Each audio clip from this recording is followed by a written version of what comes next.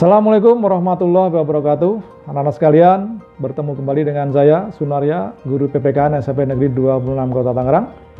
Dan hari ini kita akan belajar bab 4. Bab 4 itu mengenai keberagaman masyarakat Indonesia dalam bingkai Bhinneka Tunggal Ika.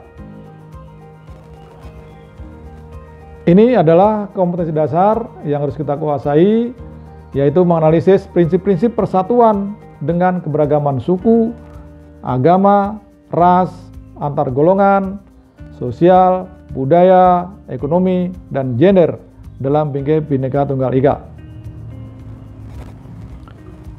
Kemudian ini adalah tujuan pembelajaran kita, yaitu diharapkan setelah belajar nanti kalian dapat menjelaskan makna persatuan dalam kebangsaan. Dan yang kedua, diharapkan kalian dapat menjelaskan keberagaman masyarakat Indonesia. Mari kita mulai pelajaran kita hari ini. Baiklah anak-anak sekalian, kita lanjutkan saja pelajaran kita hari ini. Kita masih di bab 4, keberagaman masyarakat Indonesia dalam bingkai Bhinneka Tunggal Ika, dan kita akan melihat upaya-upaya bagaimana menyelesaikan permasalahan-permasalahan di dalam keberagaman masyarakat Indonesia. Nah sekalian, banyak masalah tentu saja di dalam negara yang beragam. Yang pertama adalah masalah sosial budaya. Apa upaya yang harus dilakukan adalah: 1. Meningkatkan perilaku hidup sehat dan bersih, PHBS. Jangan buang sampah sembarangan, mencuci tangan dan makan makanan yang bersih, dan jangan lupa kita lakukan atau kita berolahraga setiap hari minimal 30 menit untuk meningkatkan imun yang kita miliki di dalam tubuh kita. Kemudian yang kedua, anak-anak sekalian, membangun ketahanan pangan, membangun ketahanan sosial, dan memberikan bantuan sosial ketika terjadi bencana. Rasa empati diperlukan oleh kita semua ketika terjadi bencana alam. Yang ketiga, anak-anak sekalian, mengembangkan dan membina kebudayaan nasional. Perlu dipahami betul bahwa kebudayaan kita yang lahir dari suku-suku yang banyak yang kita miliki juga menjadi nilai tambah yang luar biasa, karena kebudayaan sendiri akan menghasilkan devisa bagi kita dengan hadirnya wisatawan asing maupun wisatawan domestik. Dan ini perlu dikembangkan, sekali lagi dikembangkan dan dibina. Dan keempat adalah memberikan kesempatan kebebasan berorganisasi yang bertanggung jawab bagi para pemuda. Ini juga memberikan kesempatan pemuda untuk mengembangkan bakat dan minatnya sehingga dapat mendukung negara kesatuan Republik Indonesia. Nah, anak-anak sekalian, yang berikutnya adalah masalah ekonomi. Apa yang bisa dilakukan oleh bangsa kita? Yang pertama adalah mengembangkan persaingan sehat tanpa monopoli.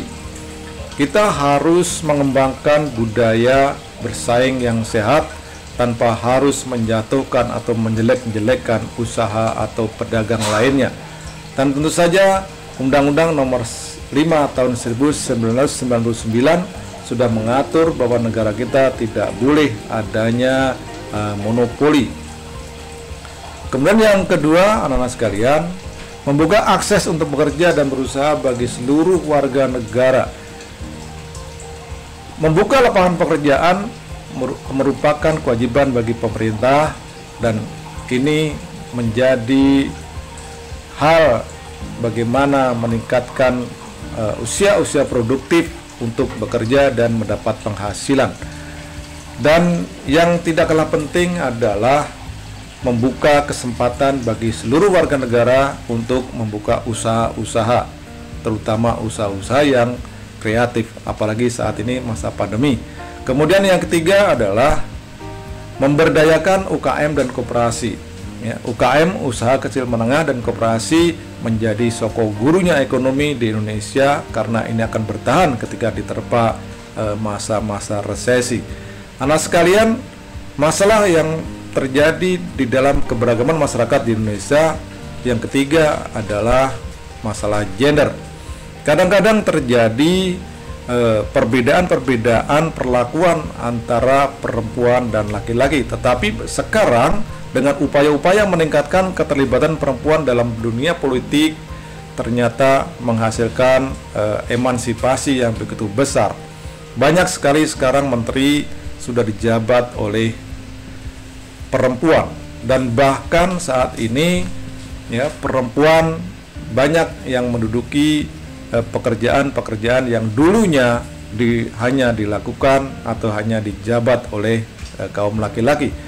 Banyak sekali tentara wanita, polisi wanita, kemudian angkatan laut wanita, dan bahkan pilot, sopir bus pun juga disandang oleh wanita. Kemudian anak sekalian, bagaimana upaya-upaya menyelesaikan masalah dalam keberadaan masyarakat Indonesia di bidang gender ini? Yang kedua adalah menyempurnakan regulasi untuk melindungi perempuan. Undang-Undang Nomor 23 Tahun 2004 tentang KDRT sudah sah dan sudah lama sekali diundangkan, dan kemudian menanggulangi pornografi dan porno aksi yang sering terjadi, dan juga mengungkapkan pelibatan perempuan dalam pengambilan keputusan. Banyak wanita yang sudah menjadi direktur, manajer, dan sebagainya. Nah, anak-anak sekalian, itu pelajaran kita hari ini, dan oleh karena itu dalam rangka mendalami materi hari ini, tolong carilah informasi tentang tokoh masyarakat yang berperan sebagai mediator dalam menyelesaikan masalah sosial, budaya, ekonomi, gender melalui koran, majalah, buku, atau internet, dan bahkan bila perlu bertanya kepada orang tua. Carilah segera informasi terkait dengan tokoh tersebut tentang biografinya. Tulislah biografi tersebut pada kertas atau melalui Google Classroom yang sudah disediakan oleh guru. Ya, anak sekalian, hanya itu yang bisa disampaikan pelajaran hari ini. Mudah-mudahan kita diberikan kemudahan oleh Allah dalam menanggapi segala ilmu yang datangnya juga dari Allah. Jangan lupa tetap melaksanakan protokol kesehatan, menjaga jarak, menggunakan masker, dan tetap sering-sering mencuci tangan dengan sabun dan air mengalir. Sekian, wassalamualaikum warahmatullahi wabarakatuh.